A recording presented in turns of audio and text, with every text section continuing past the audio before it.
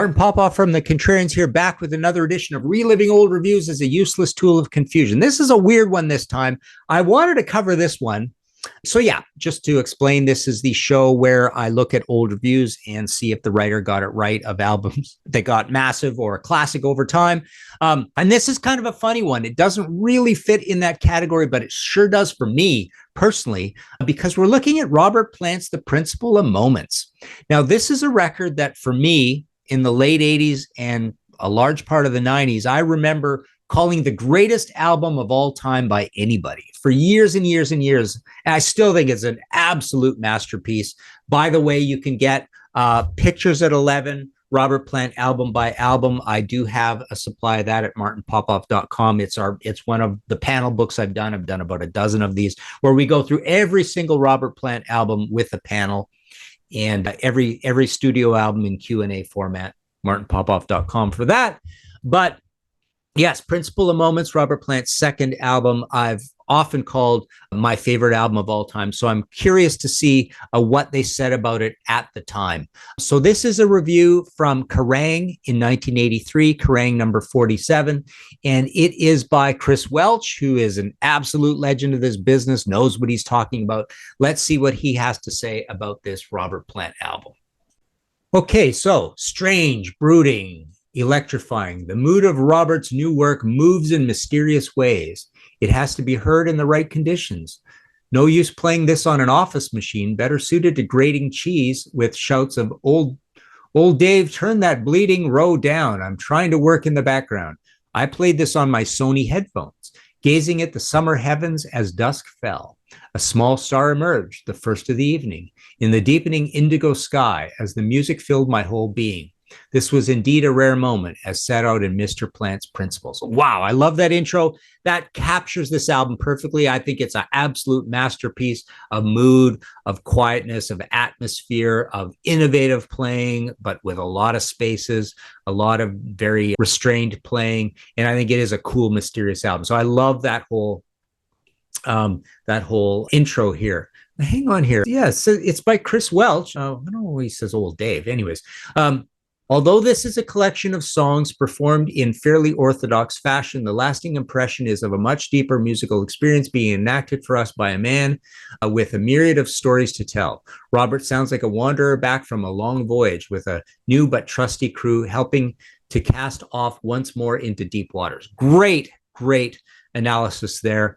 I've always thought these massive, huge rock stars, it's like, keep writing lyrics, tell us about your extraordinary, interesting life. So I like that about new stories to tell. And I think Robert does that on this album. The contribution made by guitarist Robbie Blunt and keyboardist player Jez Woodruff is immense, feeding the singer just the right mix of power and effects. Perhaps even more important is the drumming of Phil Collins, whose resounding, echoing tom-toms shout their encouragement. Robert himself sings with undiminished skill, sometimes crooning or stretching out the words, sometimes leaving huge silences, pregnant with anticipation. The interplay between band and singer is remarkable, a modern-day development of the old blues-style call and response.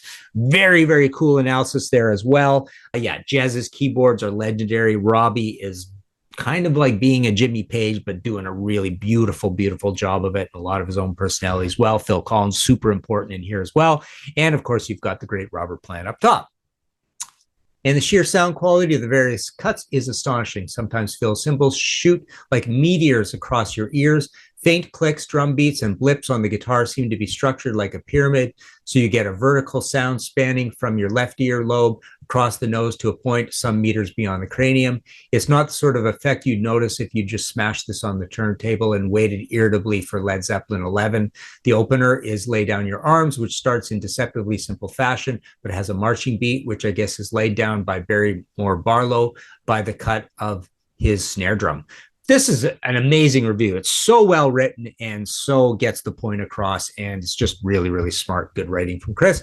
As a straightforward workout, it helps the band loosen up for the real business ahead, which proves to be the remarkable In the Mood, which has beautiful guitar chords that feed into the vocals before spiraling upward into a calm and jewel-like solo. Phil begins skateboarding over his drums as he breaks the rigid beat for a few bars. Then Robert Talks his way back into the message, messing with the Mekong. Sounds like it was recorded live in the studio. It has such police-style presence. Watch out for the keyboards jumping into hyperspace, and the hint of acoustic guitars complete with fingers scuffing the strings.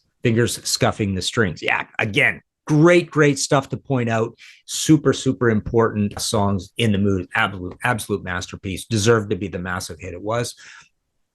Sometimes there are faint overtones and memories of past songs and experiments that Robert worked on in his previous musical environment, like the Arabic flavor that impregnates Reckless Love, which has some remarkable Robbie Blunt guitar. Better or Worse swoops in with widescreen synthesizer that uplifts Robert poignant lyrics. I think he's got the title wrong. Once for the Money, But I'm Through with the Show, which perhaps casts a bittersweet eye back over his blue suede youth. On Horizontal Departure, Robert indulges in a vocal tour de force that occasionally threatens to become mannered, but it's an intense performance and is a good pop song. Stranger Here is the oral pyramid I was attempting to describe several realms back, and it sounds all the more effective with repeated plays. Great writing, great points. The final cut is The Big Log, released as a single and a bit of a tribute to Hank Marvin in its opening moments. It develops into a pleasant ballad by Robert, but Robbie puts in a detune note which tends to parody the tune, and the fade-out ending is unsatisfactory. Overall, Robert emerges as a man with so much more to say that perhaps he was given a chance in the last 5 years. He should have done all this long ago. Let us hope this moment has not yet passed with such music can be accepted and savored. I better read that again because this review deserves the respect. Overall, Robert emerges as a man with so much more to say than perhaps he was given the chance in the last 5 years, period. He should have done all this long ago, period. Let us hope the moment has not yet passed when such music can be accepted and savored. Okay.